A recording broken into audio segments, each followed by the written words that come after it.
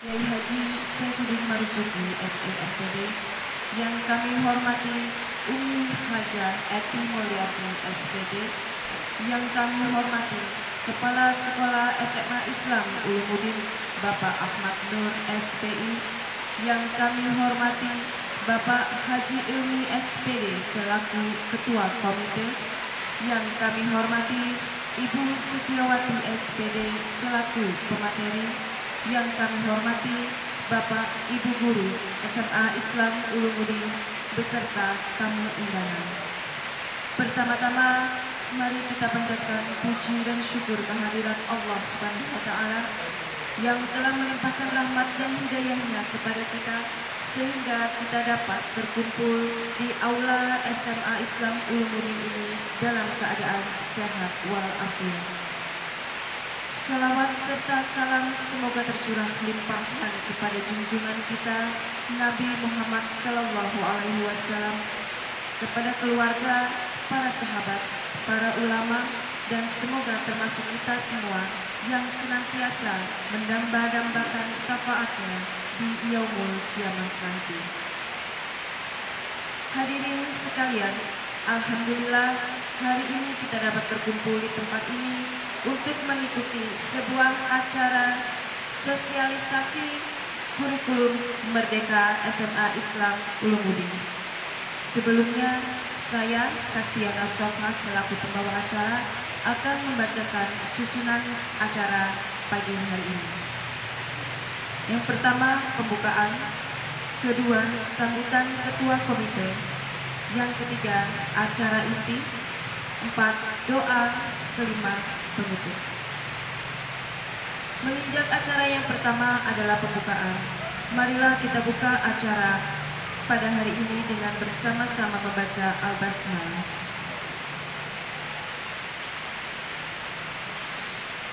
Berikutnya sambutan dari Ketua Komite Bapak Haji Ilmi SPD. Dipersilakan.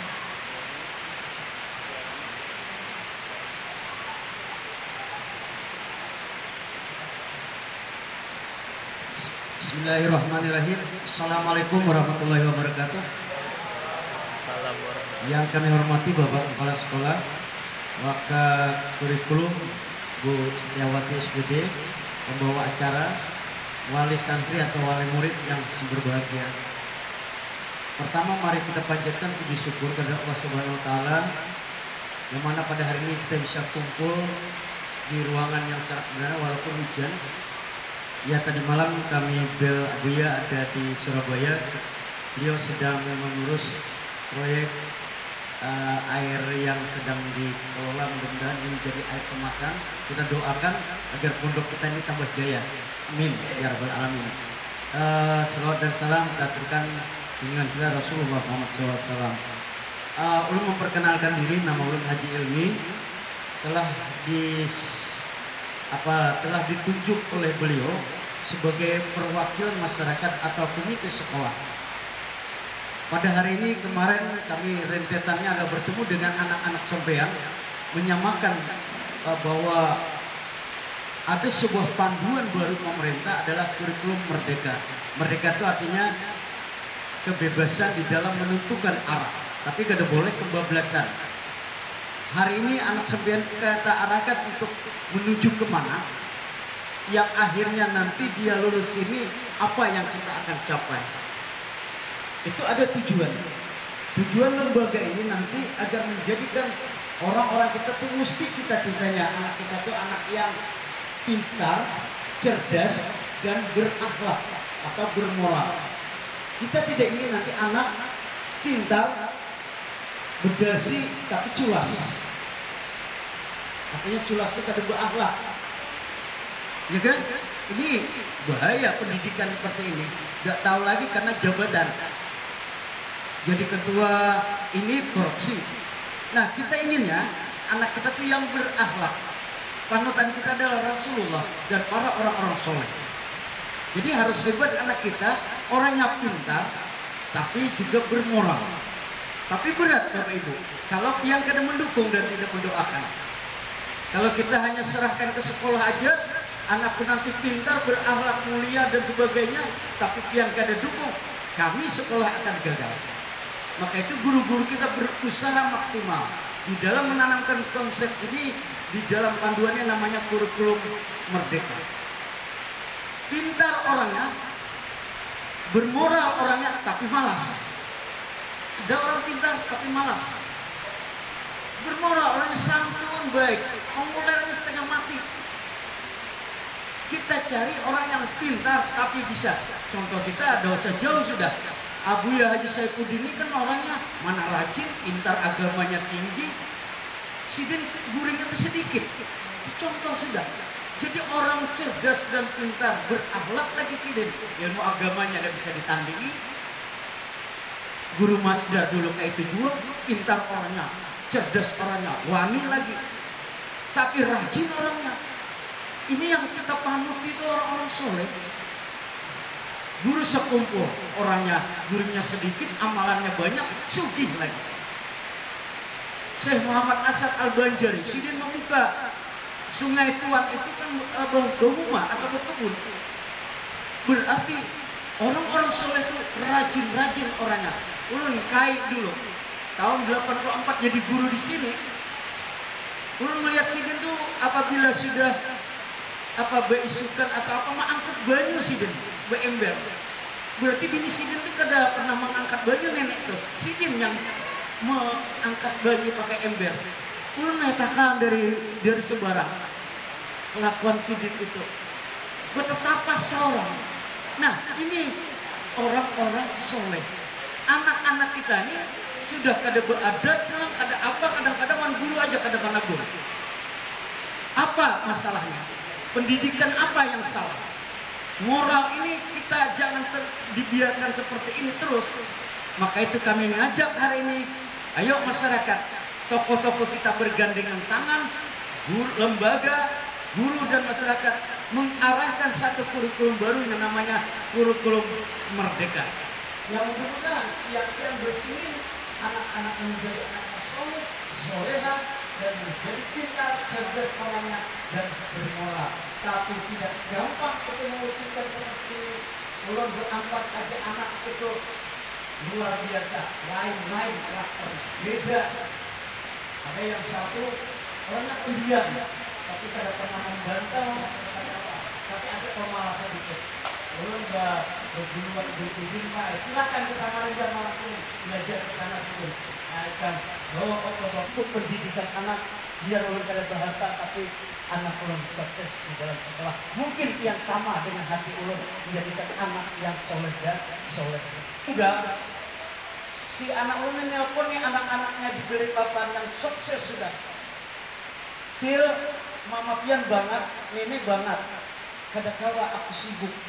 Nangis orang melihat ini.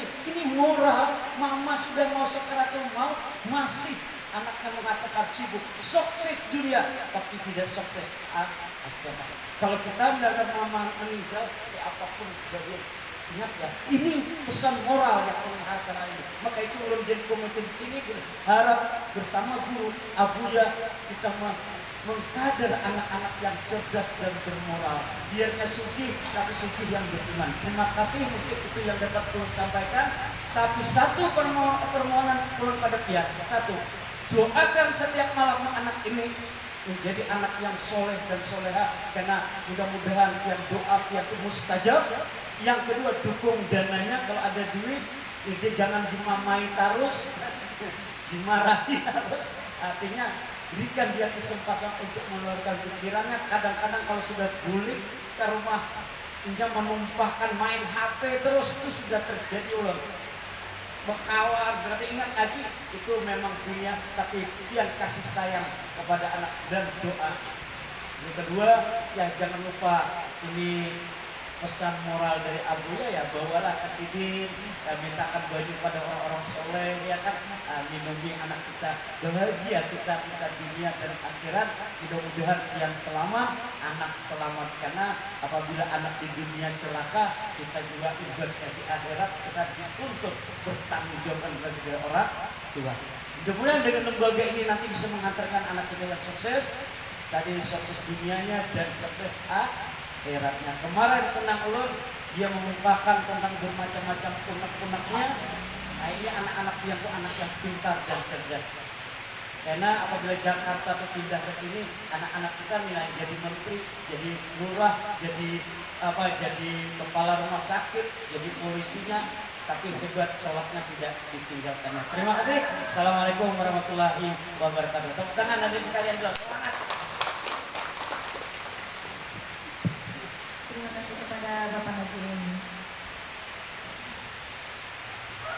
Berikutnya memasuki acara inti, yakni sosialisasi kurikulum Merdeka yang akan disampaikan oleh Ibu Setiawati SPD. Pada Ibu dipersilakan.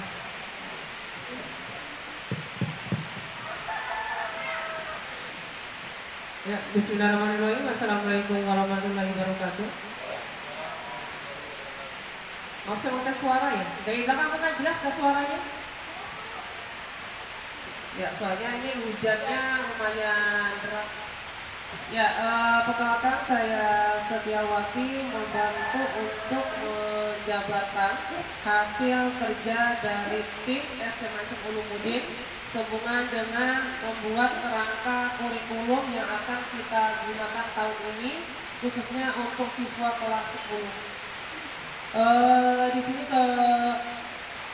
kegiatannya adalah menjelaskan hasil kerja yang telah dirancang oleh tim yang sudah kami laporkan kepada yayasan dan kepada Pak Umi selaku komite, dan hari ini alhamdulillah rangkaiannya bisa hadir kembali untuk bersama-sama menjelaskan atau menjelaskan kepada orang tua siswa dan siswi. Terima kasih sudah hadir hari ini. Kami mengambil momen adalah hari ini ada perpulangan santriwan-santriwati, sehingga mudah-mudahan sambil nunggu perpulangan Bapak Ibu bisa mendengarkan sedikit penjelasan dari kami. Harapannya nanti begitu pulang ke rumah anaknya juga bisa dikirkan. Ini ada kegiatan begini-begini, bagaimana menjadi ambil atau apa pendapatmu. Jadi Bapak Ibu bisa komunikasi lagi dulu dengan anaknya sehubungan dengan kegiatan yang akan saya jabarkan di sini. Yang kedua adalah salam dan salawat tidak lupa selalu kita sampaikan kepada junjungan kita Nabi Muhammad SAW, di mana hari ini kita walaupun cuacanya hujan bisa hadir kemudian sama-sama untuk membantu anak kita dalam perjuangannya meniti pendidikannya yang ibu sudah dan bapak amalkan kepada kami di sini. Nah, kita langsung saja ke penjabarannya. Saya tidak menjabarkan secara keseluruhan, secara global yang mungkin Bapak Ibu mana yang mungkin ingin diketahui. Saya nanti setelah penjabaran saya ada yang mungkin mau ditanyakan atau ada saran untuk ke sini persilahkan.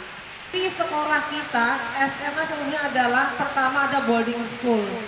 Jadi dari yang ada di Muara Jawa, yang ada di Semboja, hanya ada Ulumuddin yang sekolahnya adalah SMA boarding school. Jadi ada mondoknya ya, atau sekolah umum tapi dilapis dengan ada kepondokannya. Jadi yang membedakan dengan sekolah lain. Jadi kalau kenapa sekolah di situ? Nah, kebetulan kita sudah tahu jawabannya. Karena memang inginnya adalah dua yang didapatkan. Satu adalah pelajaran kurikulumnya, satu adalah kepondokannya. Makanya anaknya ada di pondokan, walaupun ada juga yang tidak mondok, tapi dapat pelajaran pondoknya juga. Tapi kita sama, santriwan dan santriwati sebutannya. Ya, jadi pertama adalah cirinya adalah di sini adalah ada sekolah boarding school yang mana ada pondoknya. Yang kedua adalah di sini banyak alumni, mungkin Bapak Ibu juga sudah tahu, mungkin juga ada kakak-kakaknya atau ada keluarganya. Rata-rata yang lulusan dari sini adalah masuk ke perguruan tinggi agama. Ya, kalau dari sekian tahun lulusan sini itu paling banyak ada lulusannya masuk ke perguruan tinggi agama untuk melanjutkannya. Atau ada juga yang melanjutkan ke pondok pesantren lainnya. Misalnya waktu di sininya dia masuk adalah MTS. Nah setelah MTS dia masuk ke ke pondok lain. Sama, artinya apa? Kita di sini kalau kita bicara pondok berarti ada MTS, ada SMA ya, jadi sama. Artinya bisa melanjut pondok lain. Atau misalnya dari SMA tadi, terus SMA mau ngesker misalnya ke pondok yang lain, bisa Pak, perguruan tingginya ada juga. Jadi itu adalah ciri-ciri atau karakter dari di sini. Jadi bisa melanjutkan juga ke perguruan tinggi agama atau juga ke pondok lainnya untuk memperdalam atau yang mempelajari agama yang lainnya. Karena agama juga beda-beda pondoknya. Mungkin ada yang menguatkan A, yang satunya B, satunya C. Tinggal tergantung anaknya mau apa yang dikuatin. Jadi tinggal memilih pondok mana yang akan menjadi tujuan untuk meneruskannya.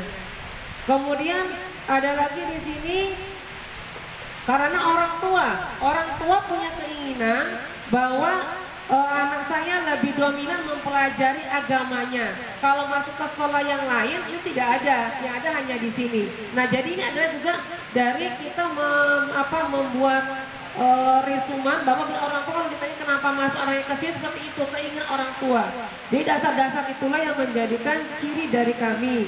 Kemudian yang terakhir adalah cirinya karena kalau tadi yang disebutkan oleh Pak Ilmi sebagai komite bahwa yang dipandang adalah abuyanya. Siapa sih yang punya? Gitu. Yang punya adalah orang yang ditoladani sebagai ulama di tempat sekitar sini, bahkan di luar daerah. Nah ini juga menjadikan karakteristik yang berbeda. Kalau di lain mungkin kepala sekolahnya adalah lebih dominan di pendidikan. Tapi kepala sekolah di sini atau yayasan di sini terutama menguasai beberapa bidang. Nah jadi ini adalah ciri khas dari SMC Ulumuddin yang menjadikan kerangka kita tidak sama dengan sekolah lain. Jadi dominan ke agamanya. Ya itu adalah pertama menjadi ciri khas dari sekolah ini. Kenapa kita membuat kerangka ini biar Bapak Ibu juga memahami. Oh iya ya, anak saya sekolah sini karena itu bedanya dengan sekolah lain. Kemudian kalau dibilang apakah itu juga nanti membandingkan dengan yang lainnya, harapannya kita dapat dua. Nanti untuk pengetahuan umumnya juga tidak kalah untuk kita berikan kepada anak Bapak Ibu sebagai modal menyeimbangkan kedua-duanya. Jadi agamanya dapat, pengetahuan juga dapat juga. Karena kita mengikuti kurikulum dari pemerintah.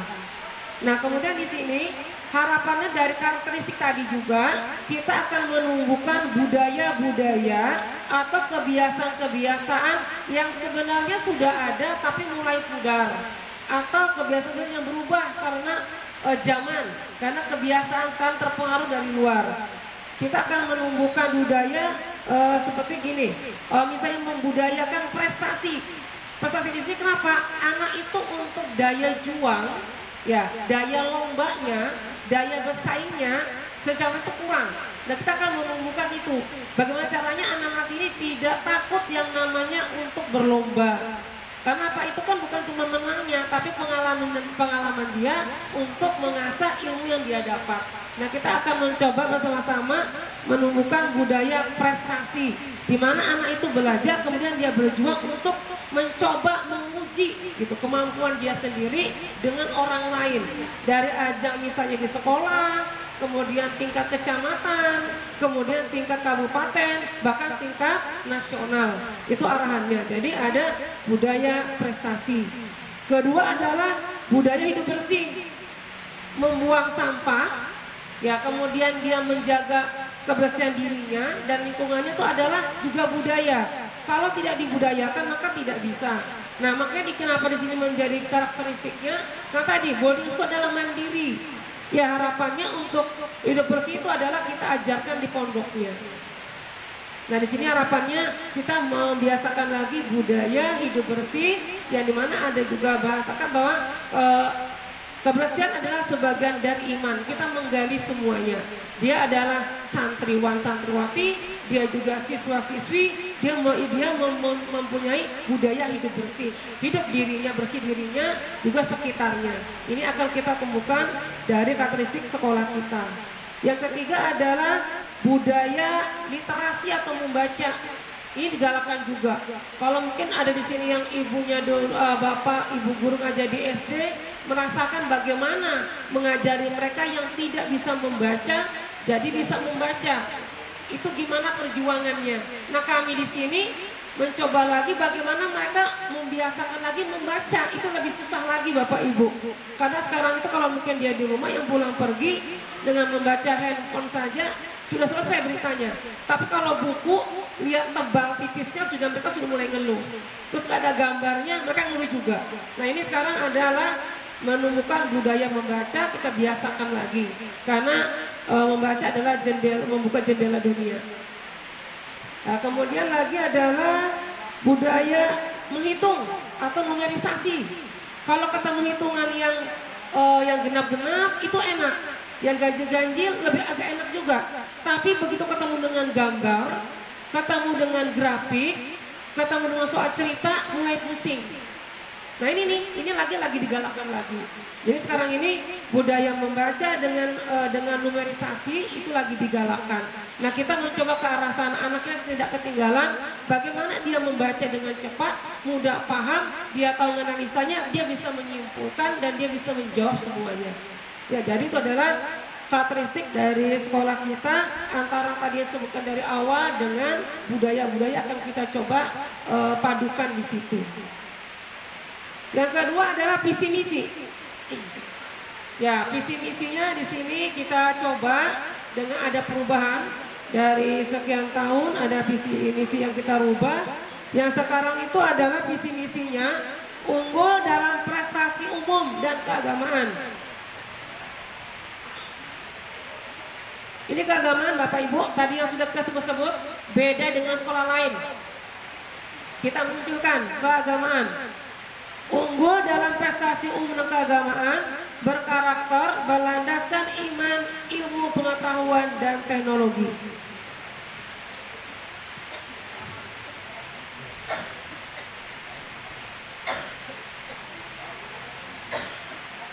Umumnya dia tahu, keagamannya dia juga paham karena beda dengan yang lain, tapi tidak lupa juga ada kawan-kawan tadi. Berkarakternya di mana? Berkarakternya yang tadi saya sebutkan tadi, budaya-budaya tadi, budaya hidup bersih, budaya dia berprestasi, dia budaya tadi adalah membaca, dengan dia bisa menghitung, memutuskan adalah budaya.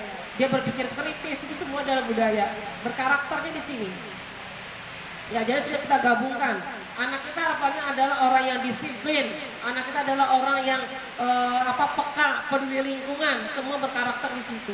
Ya, jadi insya Allah tujuan sekolah kita sudah kita tuangkan di situ, yang itu sama-sama akan kita jabarkan untuk selanjutnya.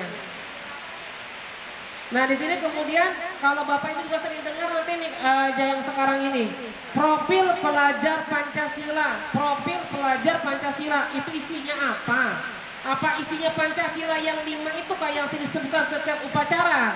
Nah ini mungkin yang saya sedikit jabarkan. Kalau nanti dengar di luar atau anaknya ngomong, sekarang kalau belajar kok selalu disebutin ya ada profil pelajar Pancasila. Nah di sini maksudnya adalah yang pertama tadi Pak masuk dengan tujuan tadi kita. Di sini ada beriman, bertakwa kepada Tuhan Yang Maha Esa. Dengan adanya boarding school, kepondokannya, insya Allah yang satu ini profilnya anak bapak ibu sudah tidak disangsikan lagi. Ya, yang kedua adalah kebinekaan global, menghargai budaya. Ya, kita kan banyak sukunya Pak ya, banyak rasnya. Anak kita tidak menghilangkan budaya itu. Karena kita adalah orang Indonesia, terkenal dengan namanya Bhinneka Tunggal Ika. Mereka tahu budaya Indonesia. Ya, jadi tidak bangga dengan budayanya orang luar. Oh heboh ala-ala Amerika, ala-ala orang Paris, ala-ala orang Korea, dia bangga, tapi budayanya nggak tahu. Nah ini jangan sampai dihilangkan. Makanya ada kebinekaan global, menghargai budaya suku kita sendiri ya, di Indonesia. Nah itu. Kemudian yang ketiga adalah bergotong royong. Bergotong royong juga profil Pak tadi pencerminannya di mana? Ada kerjasama, saling peduli.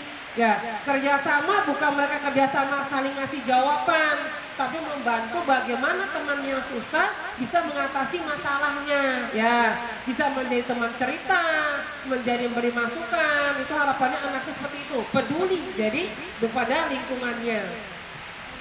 Kemudian yang keempat adalah kreatif. Kita cari juga menjadi kreatif. Gimana kreatifnya? Dia bisa dia bisa mengasah kemampuannya bagaimana bisa bermanfaat untuk orang banyak. Wah ini hujan ya, parit di jalan ini kok nggak ngalir ya, gimana caranya? Oh harus tahu gimana sih muaranya di mana. Maka mereka berlomba-lomba untuk berpikir kita cari solusi biar air ini ngalir, maka tidak banjir. Karena kalau banjir yang kena bukan kita saja tapi orang banyak. Ini salah satunya. Maka di Danang Karna yang namanya adalah jaga kebersihan biar paritnya tidak tersumbat. Ini salah satu saja ya. Bagaimana nanti anak itu diasah untuk menjadi kreatif, bermanfaat bagi orang lain. Kemudian bernalar kritis. Anak-anak di sini tidak diharapkan menjadi prajurit yang selalu cuma nunggu perintah atau menunggu instruksi. Tapi kita meminta anak kita untuk selalu berpikir, wah ini gimana, apa ya maksudnya, dibaca, dipahami, didiskusikan, kemudian nanti dia membuat suatu keputusan. Oh ternyata begini-begini. Nah itu adalah namanya adalah bernalar kritis. Jadi karena dia sudah literasi, sudah dia bisa menghitung numerisasinya, dia bisa memutuskan. Itu adalah namanya bernalar kritis. Yang keenam adalah mandiri. Ini adalah juga hal yang membedakan dengan mereka yang lainnya. Mandiri di sini adalah sistem belajarnya, mereka menuntut mandiri adalah tanggung jawab. Sudah diajarkan mulai dari pagi masuk itu jam 7.30, bukan jam 7.30 ada di sini, tapi sebelumnya sudah ada. Kenapa? Karena ada piket. Nah itu dari rumah datang jam berapa sampai sini masuk, menunggu bel, sudah ada mereka semua, sudah sarapan, mereka tanggung jawabnya di mereka. Kalau saya tidak sarapan, saya sakit. Saya berarti apa? Tidak boleh tidak sarapan. Itu artinya bertanggung jawab pada diri sendiri. Oke, sudah siap belajar. Oh saya jam segini belajar, jam segini istirahat, jam segini saya masuk lagi, pulang jam segini. Mereka sudah tahu, itu mandiri. Ya kenapa? Karena ada jadwalnya. Jadi nggak lagi, hari ini buku apa yang dibawa, pelajarannya apa. Berarti dia belum bisa tanggung jawab. Ya, tanggung jawab itu adalah apa? Dia sudah tahu agendanya, sudah tahu programnya, dan dia lakukan. Jika dia ada lupa, maka ada sanksi yang menunggu. Maka dia akan bertanggung jawab dengan apa yang dia langgar. Itu apa Ibu ya? Itu namanya adalah mandiri. Jadi mandiri itu bukan kata orang, mandiri adalah mandi sendiri. Ya, mandi gampang, tapi dia tahu enggak aturan mandi itu? Apa yang dibawa? Tahu mandi sendiri. Ke kamar mandi lupa bawa anduk. Jadi dia teriak, "Ma, andukku mana?" Berarti tidak bisa mandiri Bapak Ibu. Yang mandi itu apa? Oh saya mau mandi, mana perlengkapan mandi saya? Mana perlengkapan mandi saya? Di bawah sudah, nggak teriak-teriak lagi. Nah ini bedanya anak mungkin tingkatannya kalau SMA, mandiri artinya apa? Dia bertanggung jawab karena dia sudah tahu apa yang harus dia lakukan. Yaitu adalah profil Pancasila yang harapannya anak-anak kita nanti menjadi seperti itu Bapak Ibu ya. Kemudian adalah kembali sekarang ke kurikulumnya. Untuk yang sekarang kelas 10 itu belajarnya 11 mata pelajaran Pak. 11 mata pelajaran Ibu ya. Tapi di sini ada gabungannya. Misalnya kayak IPA. IPA itu nanti ada 3 dia. Ada fisika, ada kimia, ada biologi. Ya. Kalau IPS dia ada 3. Ada geografi, ada sejarah, ada ekonomi. Jadi kalau dulu kan dia pelajarannya apa pelajarannya? Ekonomi, geografi. Begitu ya. Sekarang itu adalah IPS, tapi ada 3 mata pelajaran itu. Nah itu adalah pembedanya. Kemudian ada juga informatika. Kenapa? Teknologi tadi di PC ada teknologi terakhir. Nah, kebetulan di dalam mata pelajaran ada pelajaran informatika. Ya, kalau itu belajar komputer. Ya, di sini dia dibekali. Kenapa? Sekarang itu tidak bisa kita menghindari namanya teknologi. Nah, kebetulan ini Bapak yang di sebelah kanan saya ini, yang mulai tadi kamera Bapak Ibu adalah guru TIK-nya, guru informatikanya. Nah, di situ dapat di jam pelajaran mata pelajaran informatika ada juga ekskulnya nanti. Nanti ditanya nanti akan saya jabarkan apa sih ekskulnya berhubungan dengan informatika. Ya, jadi ada pelajaran yang berbeda. Kemudian nggak ada lagi prakarya Bapak Ibu atau PKWU kalau di SMA kita ambil. Kita mengambil seni. Ya, seninya ada seni rupa, ada seni tari, ada seni musik, ada seni teater. Ya, ini bapaknya Pak Sabirin itu yang di belakang. Bapak Ibu sudah nggak kaget lagi kalau melihat Pak Sabirin tampil di mana-mana. Artinya kami juga mengapa mengambil SBK sebagai, kan ada pilihan Bapak ya, ambil SBK atau mengambil prakarya atau PKWU. Kami mengambilnya adalah SBK. Karena kalau prakarya itu kita sudah ada nanti di proyek kewirausahaan. Jadi tidak ngambil lagi, tapi kita ngambil seni. Karena beberapa lomba momen kita adalah kita menangnya di seni, sehingga seni kita ambil. Ya, jadi kalau kenapa alasan kok mengambil seni? Karena memang seni itu kita punya banyak bakat, kita juga punya modal di sana, jadi kita akan melakukan seninya. Hapsi termasuk seni Bapak Ibu ya, menghapsi. Karena kita sering ikut lomba. Nah, jadi itu kita ambil SBK-nya ada di seni musik. Kemudian masuk, tadi saya ingatkan kembali, masuk sekolah itu 7.30 dan pulangnya 12.35 untuk pelajaran kurikulumnya. Nanti disambung lagi dengan pelajaran kepondokannya. Jadi pulangnya sama kayak sekolah lain Bapak Ibu. Sekolah kok pulangnya sore ya, iya, tapi pelajarannya umum semua. Kalau kita pulang sampai sore, tapi pelajarannya ada dua. Dari 7.30 sampai 12.35 pelajaran kurikulumnya, selanjutnya adalah pondoknya. Jadi tetap sama lagi ya, jamnya sama, tapi dapatnya ada bedanya. Nah itulah, jadi Bapak Ibu paham sudah, oh iya ya anak saya ini bedanya, jadi gitu. Jadi jangan lagi nanti kok bingung lagi anak saya pulangnya kok udah sama kok begini begitu, itu sudah dijelaskan. Kemudian sistem pembelajarannya Bapak Ibu ya, untuk kelas 10. Di dalam kelas tatap muka itu hanya dapat 2 jam 1 minggunya ya. Kemudian setiap akhir jam pelajaran itu ada namanya project. Nah itulah bedanya pelajaran yang dulu, kurikulum yang dulu dan yang merdeka sekarang. Ada projectnya. Anak-anak diajarkan bagaimana membuat atau merancang, mendesain sebuah program Bapak Ibu. Misalnya di sini Bapak Ibu kan sering tuh kalau dengar ada mau pemilihan, biasanya ada pemilu gitu kan ya. Bagaimana sih orang kok bisa, nanti kita masuk ke PPS ya, nanti ada KPU ya. Nah anak kita diajarkan bagaimana berpolitik. Nah nanti diajarkan situ, kemudian surat demokrasi yang mana sudah Pak Ilmi membawakan materinya, anak kita dikenalkan, itu juga masuk ke proyek sekolah. Bagaimana kalau ada pemilihan apapun, ini sistemnya, ini caranya, ini yang dibuat, itu diajarkan. Nah itu beda sekarang, anak tuh bukan cuma pintar pengetahuan, tapi dia juga pintar bagaimana untuk mempraktekannya karena sudah diajarin. Yang kedua adalah di sini gaya hidup berkelanjutan. Insya Allah kita nanti akan mempraktekkan di sini banyak sekali yang dijadikan untuk proyek kedua. Ada hidroponik, ada bioblok, ada sampah, bahkan ada beberapa program yang sedang dirancang oleh Abuya dengan komite. Insya Allah akan kita coba mulai gerakan nanti di bulan September. Jadi yang proyek yang tadi demokrasi itu sampai bulan Oktober nanti akan berlanjut.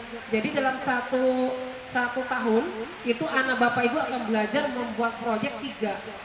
Tadi satu adalah bagaimana mempelajari namanya berdemokrasi, yang kedua bagaimana gaya kelanjutan. Cerita bagaimana di sini sekarang nggak perlu beli sayur, tapi kita menanam sayur, tapi menggunakan dengan yang ada. Misalnya menanam kangkung dari bekas ini sampah, nanti kita kumpulin, nanti ada pembelajarannya, jadi tumbuh kangkung. Kemudian bisa digunakan untuk kehidupan mereka dimasak sendiri. Jadi mengurangi pembiayaan yang lainnya. Bahkan bisa dijual. Nah ini nanti akan diajak ke anak-anak. Karena kita sudah mulai menyiapkan ke arah sana. Yang kedua adalah kewirausahaan. Nanti juga akan kita coba anak-anak membuat sebuah karya. Nanti ya di sini menggunakan yang ada seperti ada misalkan tadi kita mau melihara ikan lele, nanti bagaimana membudayakan lelenya, bagaimana menjadi nilai lebih kalau dia dimasak dijual kemana pasarannya. Nah ini akan diajarkan ke anak-anak kita. Jadi ada 3 yang akan diajarkan selain dia belajar di ruangan, nanti ada dia di lapangan. Bisa jadi nanti dia mungkin rencana juga akan mengunjungi rumah Pak Ilmi untuk studi banding. Karena Bapak juga sedang mengadakan program itu semua. Anak-anak ada jalan-jalan nanti, dia jangan kaget kalau anak nanti, Mak minta uang lebih. Ini loh mau jalan-jalan tempatnya siapa gitu, Pak Umite. Pasti nanti kita beli es, kita beli makanan. Nah pasti anaknya ada bulan lagi gitu. Karena ada kegiatan di luar Bapak Ibu ya. Jadi memang jangan sampai betul kalau ada kegiatan itu. Nah kalau Bapak Ibu sekarang hadir kan sudah tahu nih ada gambarannya. Nanti kalau misalnya ada nanti insya Allah mungkin nanti dari wali kelas akan di-sharekan jadwalnya. Biar Bapak Ibu tahu nanti agenda anaknya apa-apa saja ya. Nah jadi itu nanti anak-anaknya ada kegiatan selain di kelas dia ada proyek di luar dilatih seperti itu. Nanti ada momennya mungkin nanti pas ada expo di sekolah, nanti ada pameran, Bapak Ibu bisa diundang untuk hadir, sekira misalnya nanti hadir menyaksikan hasil anak-anak Bapak sendiri. Nah kemudian muatan lokal yang lainnya adalah di sini ada kerjasama dengan STES. Jadi Al-Asadi ini juga mempunyai satu perguruan tinggi. Nah kita juga akan kerjasama dengan kakak-kakaknya karena juga situ ada dosen dari luar. Kita akan minta bantuan. Bagaimana nanti anak bapak ibu juga dapat masukan bagaimana sih kalau dunia perkuliahan.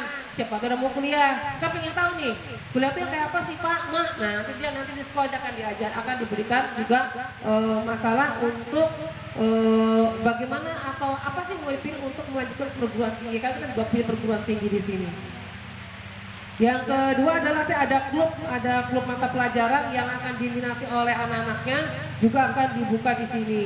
Kemudian ada juga ekstrakurikulernya, ada futsal, ada basket, ada pramuka, ada seni yang saya bilang tadi itu, ada berat hapsi, ada tahfiz, sama ada desain grafis.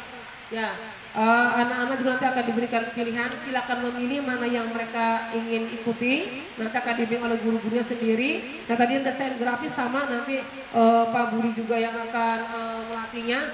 Nanti silakan tanya sama anak-anaknya yang nanti yang sudah milih. Kira-kira apa sih yang didapat dengan eskul yang diberikan itu? Itu adalah eskul yang sudah kita coba rancang untuk tahun ini.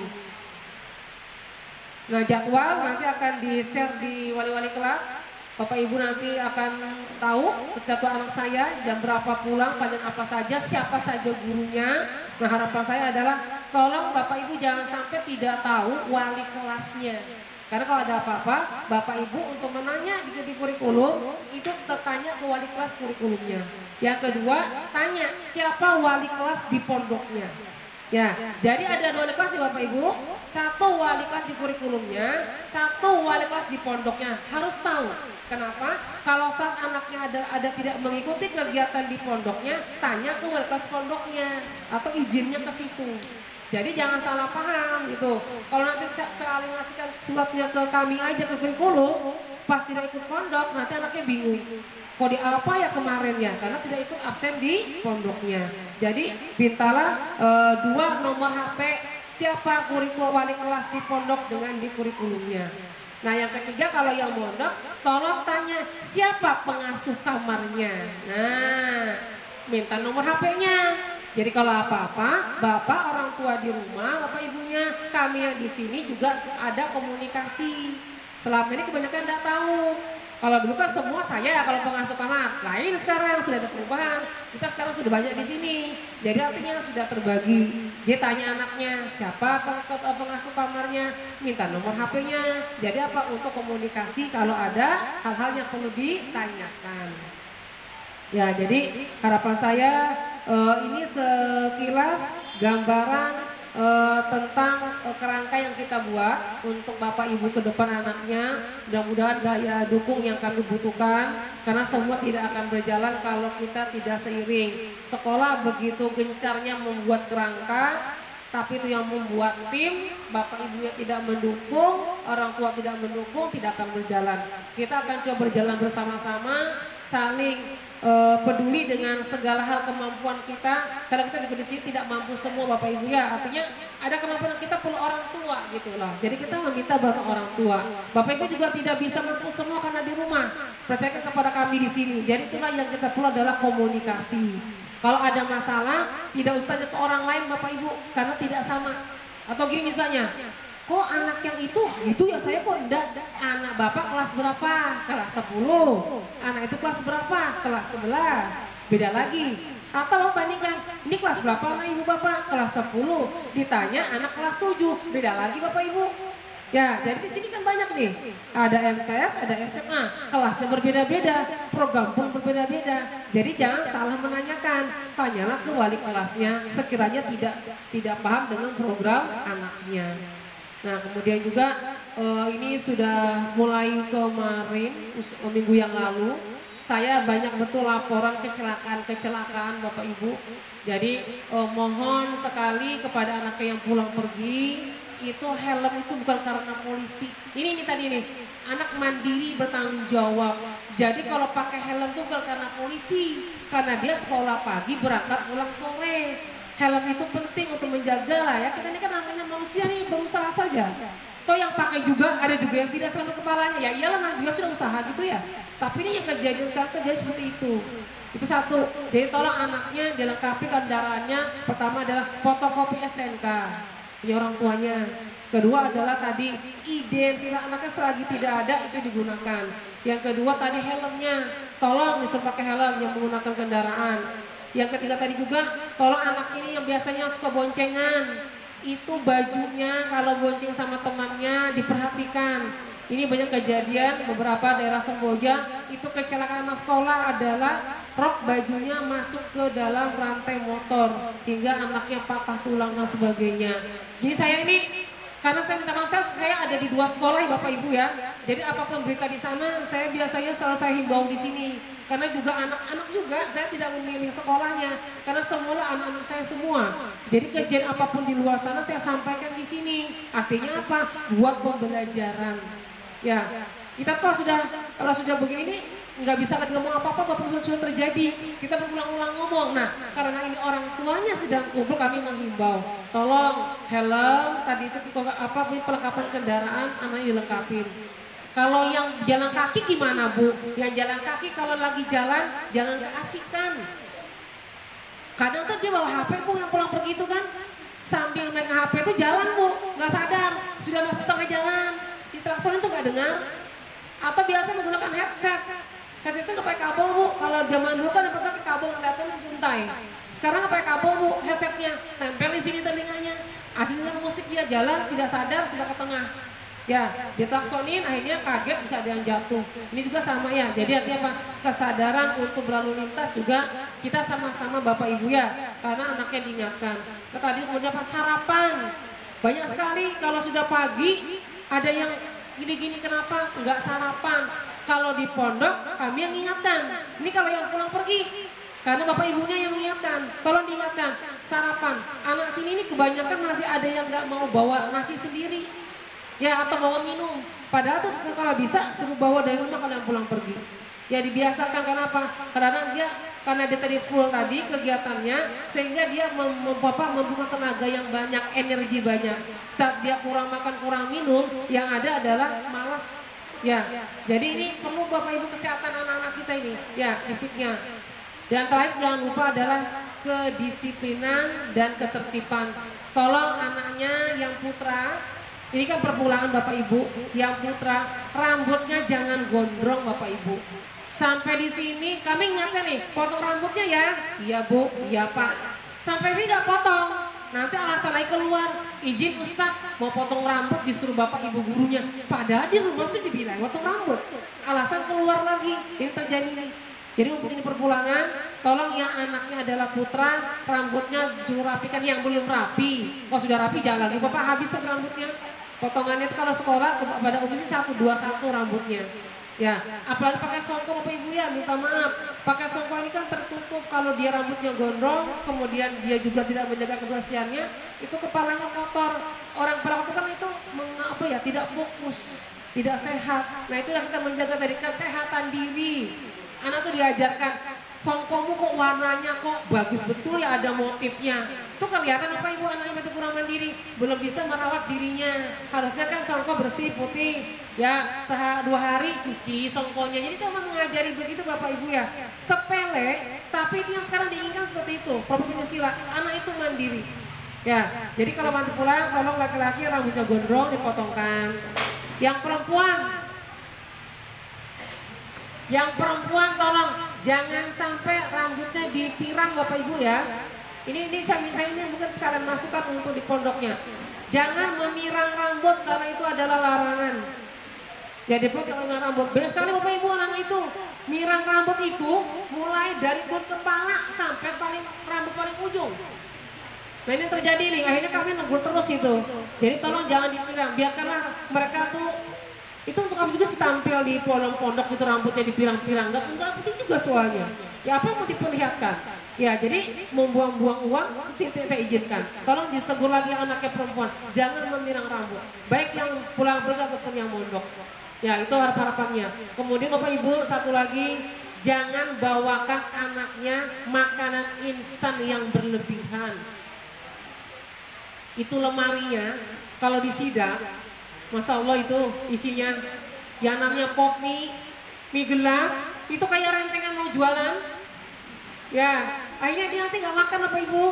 Ditegur berkali-kali sudah, ini kami ini kewalahan dengan yang sakit. Hampir tiap malam ada di bawah untuk berobat. Ini kan cuacanya begini, hujan panas, hujan panas. Sekuat-kuatnya manusia kalau sudah ke tempat itu kan juga ada jatuhnya, dropnya gitu ya. Yang sakit itu beruntur, kami jadi sakit juga karena apa? Menunggui, mengobati, itu sih memang kewajiban kami untuk menjagakan. Tapi makannya. Kalau ada yang asramanya, siapa pengasuh kamarnya? Ibu Wati. Pasti suka marah-marah. Iya betul, saya suka marah-marah. Kenapa? Jam 10 malam masih beli es. Wah, itu kalau ketahuan saya, selesai perkaranya. Saya marahin terus. Jam 10 malam masih beli es Bapak Ibu. Saya bukan apa sih, kalau yang kuat itu 1-2, banyak enggak kuatnya. Jadi larangan saya kamar sini, tidak boleh jam 10 malam bawa makanan ke atas asrama. Larangan keras, saya tungguin. Suruh makan di sini sampai habis. Kenapa? Karena menyehatkan susah gitu loh. Ya, kemudian kalau sudah punya makanan di lemari itu, udah lemari itu kejar-kejaran teman-temannya juga. Kita menjadi anak tidak peduli. Temannya ngeliatin, cek aja. Orang dia aku punya aku kok. Nah ini menimbulkan hal yang nggak bagus Bu, efeknya. Sekali ngasih, 2 kali masa mau ngasih terus. Nanti dimusuh temannya, ributlah mulutnya kelayan. Si anu pelit, nggak mau ngasih. Padahal keseringan sudah mintain terus. Nah, kan negatifnya lebih banyak daripada positifnya. Jadi seperlunya diajarin gitu kan ya. Dek, makan sudah 3 kali dek di pondok itu, kurang apa lagi? Kurang banyak makannya mak. Nah kalau gitu kan namanya mandiri di pondok. Nggak ada sekenyangnya. Karena ada hadisnya kan, makan sebelum ini sudah stop. Buat sekenyang-kenyangnya makannya. Nah itu makanya kembalikan ke sana. Jadi saya menghimbau, ajaklah anak bapak ibu tadi. Profil Pancasila itu Pak, klop dengan di kurikulum sama di pondok. Jadi kalau bapak ibu mendukung, wah sudah mantap pokoknya anak kita Pak. Gitu.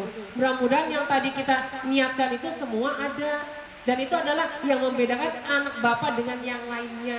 Kita kan punya anak kita beda Pak.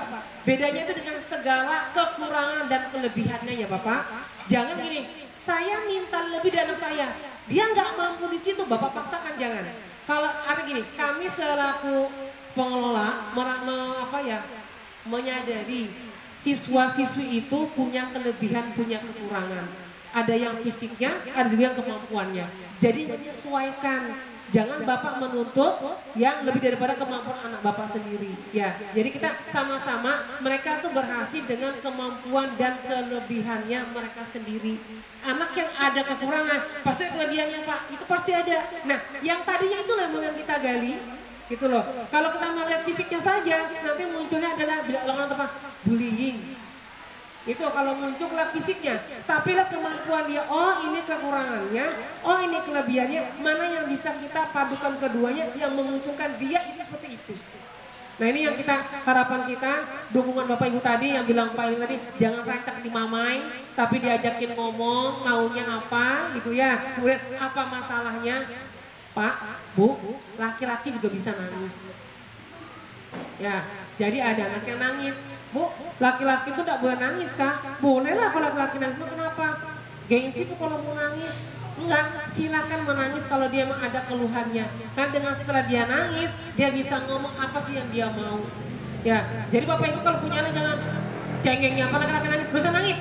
Jangan Bapak Ibu, nanti dia tertahan nangisnya. Biarkan dia limpaskan, siapa tahu di pondok dia kesal. Begitu dia pulang nanti di rumah, kata Pelu tadi, mati-matian dia megang HP semalaman, biarkan aja dulu.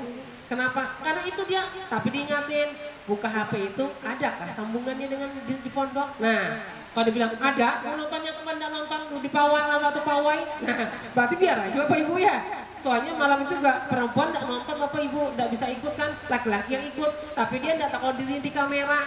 Nah, siapa tahu begitu dia pulang, dia sibuk nonton di HP-nya. Biarkanlah malam ini dia bersenang-senang Bapak Ibu di rumah. Besok ini sekolah lagi sudah. Dan jangan lupa datang ke pondok tepat waktu pala, jangan ditambahin lagi. Karena ada yang nambahin lagi biasanya. Pulang itu tidak boleh lewat jam 5. Bu, maaf pula anak saya pulangnya besok. Nah jangan lagi Bapak Ibu, anak-anak tidak disiplin. Ajarkan ke dia, kamu nak nih ada kartunya Bapak Ibu ya. Kartunya lihat, pulang jam sekian. Nah nih kartumu nih, pulang sekian. Kita sebelumnya, nah itu mengajarkan. Jangan, saya kerja Bu, gimana anak saya ya? Ya gimana ibu apalagi saya, bukan anak saya. Masa saya mau memaksakan lagi? Harusnya orang tua yang sadar, oh iya anak saya pulang jam sekian aturkan. Ya, itu harapan saya. Yang kedua juga, bapak kalau perempuan, bapak ibu, saya minta walinya. Kalau tidak bapak, ibunya, kalau tidak bisa dua-duanya, tolong siapa yang kandungnya yang bisa mengantar dan jemput ke sini. Jangan dititipkan bapak ibu, titipkan kayak barang. Anak saya, anu ya sama si anu aja. Masya Allah, saya yang ngelepas itu bingung. Ini anaknya tidak sayang sama anaknya kah ibu ini? Kok anaknya dilempar-lempar? Itu perempuan soalnya. Kalau laki-laki mungkin udah jadi masalah kali. Tapi kalau bagi saya sama saja laki perempuan itu adalah anak kita. Namanya dia belum biasa, kita biasakan dulu. Ya, jadi saya selaku pengasuh kamu kadang-kadang agak miris. Banyak orang tua yang cuek dengan anaknya. Terserah kamu mau jemput sama siapakah, mau kemana kah. Kalau mau udah pulang, udah usah pulang pak. Jadi kalau ada yang jauh, tidak pulang, tidak apa-apa bapak ibu, tetap di pondok. Nanti kami urusin juga kok di sini. Tapi jangan dikasih ke rumah orang. Nah, kamu udah mama ibu udah sejemput, pulang aja ke rumah si Anu, anggap aja itu keluarga kita. Saya minta maaf, saya tidak mengizinkan. Kenapa? Kalau memang tidak bisa sama sekali, lebih baik di pondok. Kami tetap menjaga, tetap mengaturkan. Insya Allah tidak ada masalah. Daripada di luar, pernah kejadian bapak ibu, jatahnya pulang, anaknya tidak pulang ke rumahnya, ikut temannya. Begitu malam mingguan ke pasar malam, terjadi kecelakaan, nuntut siapa? Ya kan, mau nuntut yang diikutin ya tidak bisa juga karena sudah diizinkan. Nuntut kempur tidak bisa karena kami juga tidak mengizinkan. Mereka sudah bikin aturan sendiri. Ya sekali lagi untuk masalah santrinya, kalau yang memang tidak bisa pulang karena ada hal lain, lebih baik diam di pondok saja. Karena pondok pun akan tetap membantu untuk pada saat posisinya yang lain pulang ke rumahnya masing-masing. Ya itu saja dari saya. Kerangka ini kami susun, kami jabarkan secara garis saja. Mudah-mudahan Bapak Ibu bisa mendukung kerangka yang telah kami buat ini untuk kemajuan kita semua. Mohon dukungannya. Dan sekiranya ada yang mau ditanyakan, saya kembalikan ke Ibu Sopa selaku pembawa acara untuk membawakan seperti ada yang mau bertanya. Nanti selagi kami bisa menjawab, kami jawab. Selagi tidak bisa, akan kami jadikan pertimbangan untuk dibahas dengan komite dan yayasan ke depannya. Terima kasih. Akhir kata, Assalamualaikum warahmatullahi wabarakatuh. Baik, terima kasih kepada Ibu Setiawati. Baiklah Bapak dan Ibu, dipersilahkan untuk kita mungkin lebih tepatnya berdialog gitu ya Pak ya. Ya, sharing, berdialog. Mungkin ada yang ingin disampaikan Bapak atau Ibu, atau mungkin ada yang ingin ditanyakan.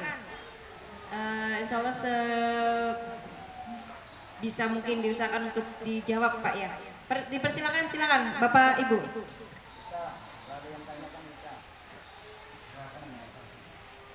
Assalamualaikum warahmatullahi wabarakatuh. Nama saya Ismail, wali dari siswa Miftahul kelas 10. Setelah mendengarkan tadi apa yang dijabarkan tentang masalah kurikulum, kami selaku orang tua siswa sangat bersyukur mendengar penjabarannya, di mana intinya di sini kurikulum merdeka ini akan menciptakan generasi yang cerdas, berakhlak. Mudah-mudahan apa yang menjadi cita-cita dari kurikulum ini bisa terrealisasi dengan baik. Itu harapan kami. Kemudian tentang masalah kreativitas.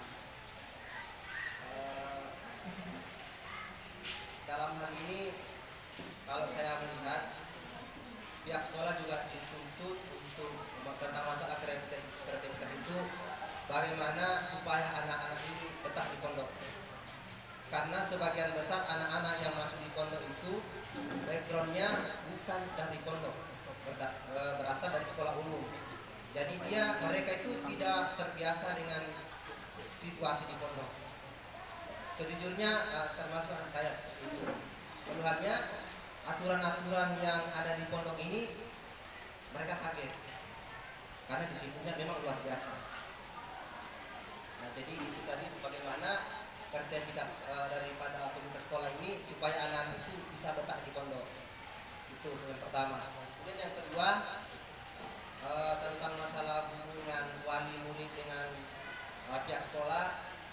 Kalau bisa kami dari orang tua meminta di-share di grup saja siapa yang menjadi wali kurikulumnya, siapa yang menjadi wali kelasnya, siapa yang menjadi pengasuh kamarnya. Jadi kita tidak menanyakan ke sana sini lagi, cukup kita ambil di grup siapa orangnya, nomornya berapa. Jadi kalau ada apa-apa gampang kita menghubungi.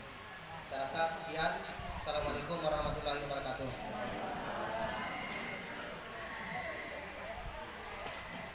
Ya, terima kasih Bapak. Mungkin saya langsung jawab. Untuk yang pertanyaan masalah tadi kreativitas supaya memang untuk anak-anak baru ini kan baru menghitung hari. Padahal itu belum 100 hari lagi di pondok ini. Iya kan?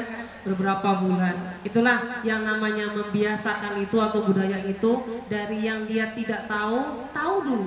Nah, itu kalau sudah dia tahu, kita ajarkan hari-hari diulang-ulang terus. Kadang dia salah, kadang dia benar, dia salah, dia benar, salah, benar. Itu terjadi Pak, itu prosesnya.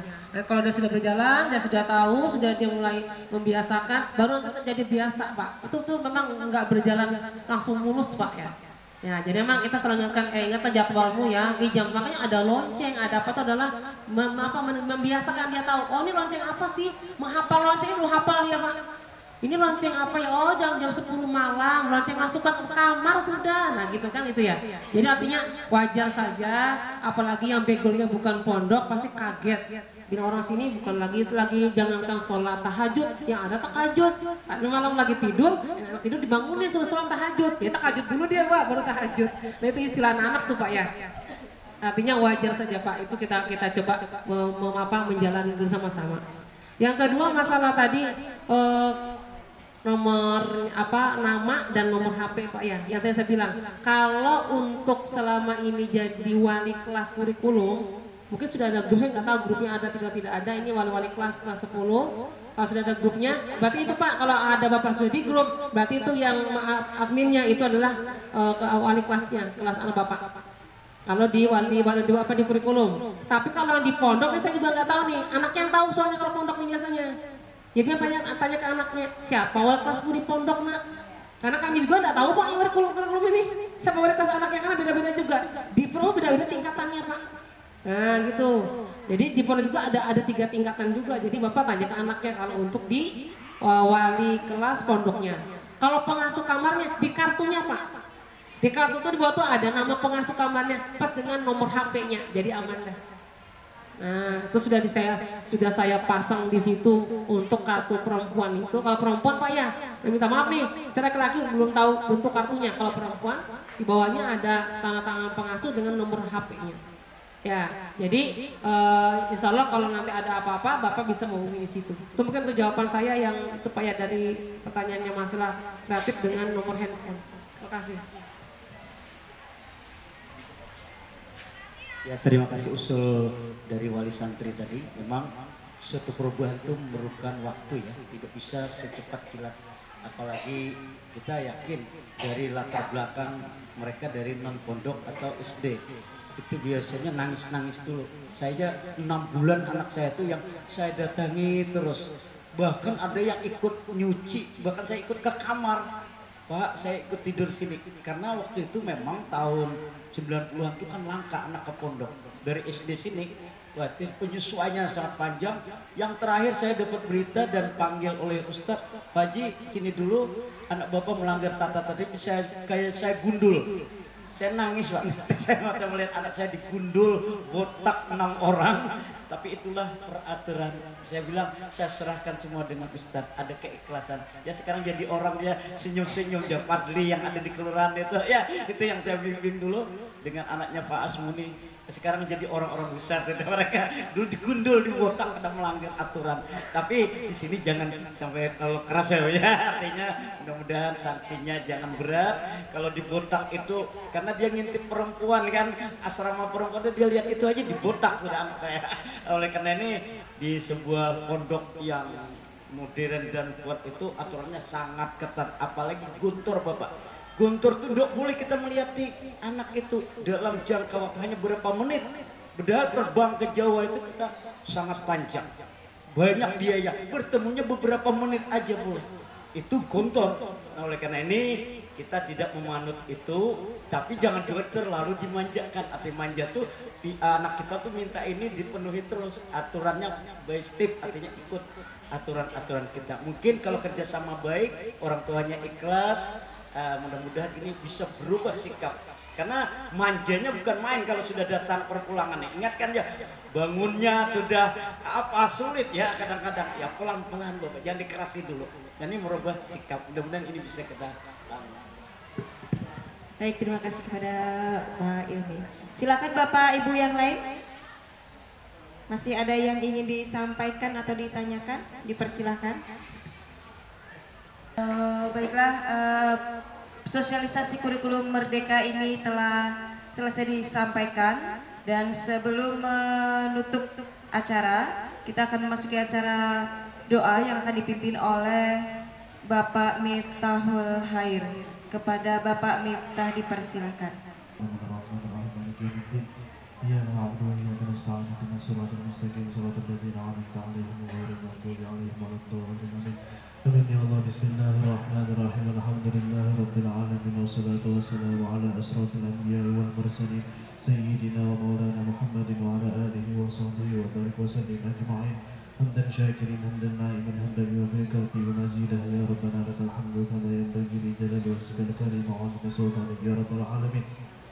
Allahumma ighfir lana wa liwalidina wa limashayikhina wa limu'allimina wa li jami'il muslimina wal muslimat wal mu'minina wal mu'minat bi rahmatika ya arhamar rahimin. Allahumma taqabbal minna salatana wa qiyamana wa ruku'ana wa sujudana wa taqabbal bi rahmatika ya arhamar rahimin. Allahumma nawwir qulubana bi nuri hidayatika kama nawwartal arda bi nuri syamsika abadan abada ya arhamar rahimin. Ya maulana ya mujib ya hadran la yaqib wasalna ilaka bil habib taqdi hajatina ya rahman taqdi hajatina ya rahim taqdi hajatina wal muslimina qarib. Rabbana taqabbal minna innaka antas samiul alim wa tub alaina innaka antat tawwabur rahim. Rabbana zalamna anfusana wa illam taghfir lana wa tarhamna lanakunanna minal khasirin.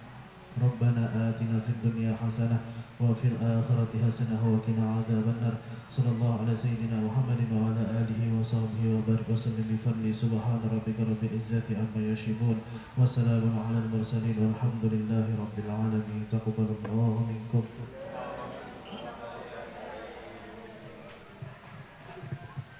Terima kasih kepada Bapak Miftah.